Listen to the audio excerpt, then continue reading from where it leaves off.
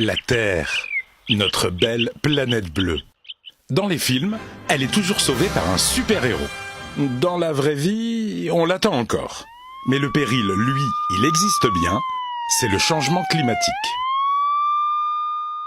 Explication.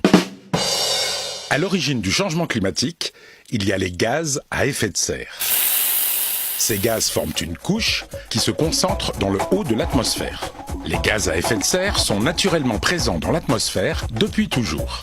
Ces gaz ont un rôle de régulateur pour notre planète. Ils gardent la chaleur du soleil et maintiennent la Terre à une température moyenne de 15 degrés.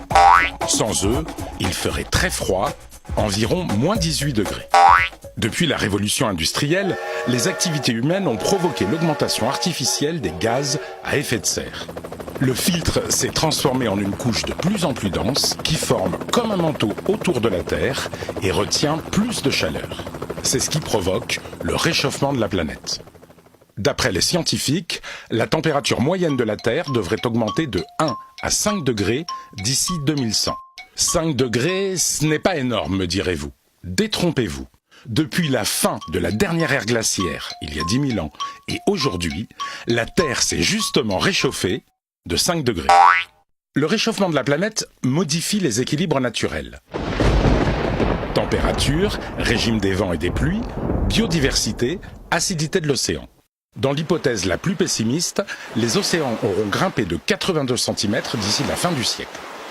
700 millions de personnes devront quitter leur logement et trouver refuge ailleurs. L'augmentation de la température moyenne de la Terre accentue l'évaporation de l'eau. Le cycle de l'eau se modifie, avec pour conséquence plus de pluie au nord et de sécheresse au sud, et des événements climatiques extrêmes plus fréquents. Le réchauffement de la planète va aussi avoir des effets sur notre santé. Certains insectes, comme le moustique tigre, apparaissent dans des régions où on ne les avait jamais vus. Des maladies tropicales se développent dans plusieurs pays du monde.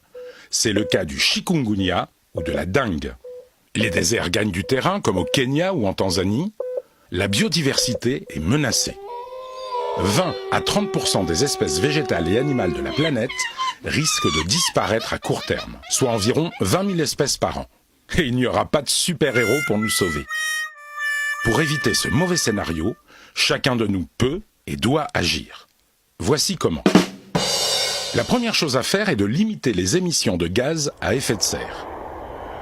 Pour cela, nous devons réduire la production et la consommation d'énergie fossile, comme le gaz, le pétrole ou le charbon.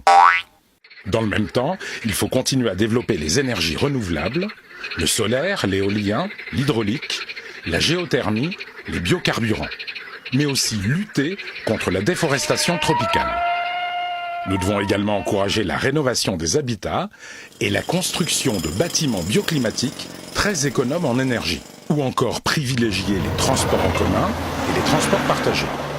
Nous pouvons aussi limiter tous les gaspillages de la vie quotidienne, eau, énergie, déchets ménagers et industriels.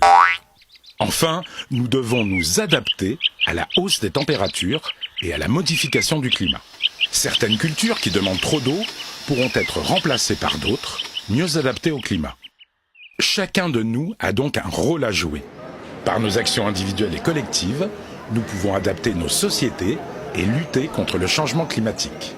À nous d'être des super-héros. Retrouvez toutes les solutions sur le site de l'ADEME.